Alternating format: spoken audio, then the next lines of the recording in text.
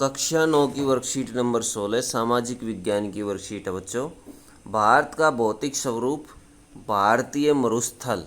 तो बच्चों मरुस्थल के बारे में हम स्टडी करेंगे। भारतीय मरुस्थल, थार का मरुस्थल। भारतीय मरुस्थल राजस्थान राज्य में अरावली पर्वतमाला के पश्चिम में स्थित गर्म अथवा उष्ण मरुस्थल है। यह बालू के टीबों से ढका एक तरंगित मैदान है बच्चों। किससे ढका हुआ? बालू के टीबों से। थार मरुस्थल में वार्षिक वर्षा 50 मिलीमीटर से भी कम होती है। कितनी होती है? 50 मिलीमीटर से भी कम, जिस कारण से यहाँ शुष्क जलवायु व नामात्र की प्राकृतिक वनस्पति पाई जाती है। इन्हीं विशेषताओं के कारण इसे मरुस्थली के नाम से भी जाना जाता है। शुष्क जलवायु होती है बच्चों और नामात्र की वनस्पति यहाँ पर पाई जाती है। चित्र में देखिए, ये देखिए थार डेजर्ट जो कि राजस्थान में स्थित है, भारत के उत्तर में स्थित है। और थार का मरुस्थल देखिए, ये चित्र देखिए। और बरकान, ये अर्धचंद्राकार बालू का टीला है, इसका चित्र देखिए। हालांकि मरुस्थल की चट्टानी संरचना भारत के प्रायद्वीपीय पठार का ही विस्तार है, फिर भी शुष्क परिस्थितियों व वायु की क्रियाओं व भौतिक अपरदन के कारण इसकी धरातलीय विशेषताएं प्रायद्वीपीय पठार से भिन्न हैं। मशरूम रॉक, बालू का टिब्बे, बरकान, ज्यूगेन आदि प्रमुख मरुस्थलीय भू-आकृतियां हैं। बरकान एक अर्धचंद्राकार बालू का टीला होता है। इसका विस्तार बहुत अधिक क्षेत्र पर ढाल के आधार पर थार मरुस्थल बहुत अधिक क्षेत्र पर होता है, लेकिन लंबवत टीले भारत पाकिस्तान सीमा के समीप प्रमुखता से पाए जाते हैं। ढाल के आधार पर थार मरुस्थल को दो भागों में बांटा गया है। उत्तरी भाग जिसका ढाल पाकिस्तान के सिंध प्रांत की ओर है, और दक्षिणी भाग जिसका ढाल कच्छ के रण की ओर है।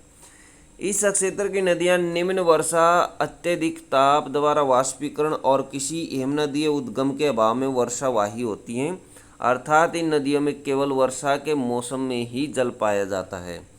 यहाँ की अधिकांश नदियाँ अंतःप्रवाह अपवाह प्रणाली का उदाहरण है बच्चों। कौन सा प्रवाह?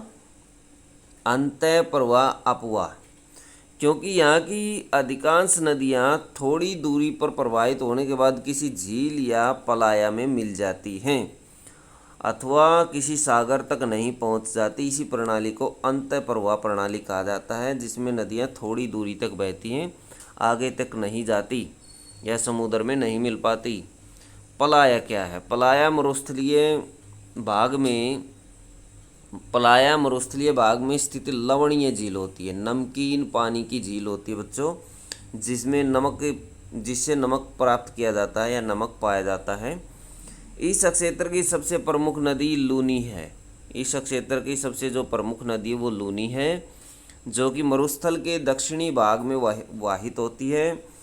उच्च ताप से अत्यधिक वाष्पीकरण और निम्न वर्षा जैसी स्थितियां इस क्षेत्र को जल अभाव वाला क्षेत्र बनाती है, यानी यहाँ जल की कमी पाई जाती है, जल अभाव होता है अत्यधिक वाष्पीकरण की वजह से, या उच्च ताप के कारण अत्यधिक वाष्पीकरण होता है और निम्न वर्षा होती है। अब देखिए इससे संबंधित प्रश्न नंबर 1 है, थार मरुस्थल भारत के किस भाग में स्थित है बच्चों? राजस्थान में स्थित है ये, और राजस्थान की अरावली पर्वतमाला के पश्चिम में स्थित मरुस्थल है। तो ये वाली लाइन आप इसमें लिखेंगे। क्वेश्चन नंबर 2, इसका आंसर आप लिखेंगे अंतःप्रवाह अपवाह प्रणाली से आप क्या समझते हैं? ऐसी प्रणाली जिसमें नदियाँ थोड़ी दूरी पर जाकर के लुप्त हो जाती हैं अथवा जो किसी सागर तक नहीं पहुंच पाती, उन्हें उस प्रणाली को अंतःप्रवाह अपवाह प्रणाली कहा जाता है बच्चों। थार मरुस्थल की नदियों में सालों भर जल क्यों नहीं रहता? इसका कारण है बच्चों अत्यधिक ताप की वजह से वाष्पीकरण।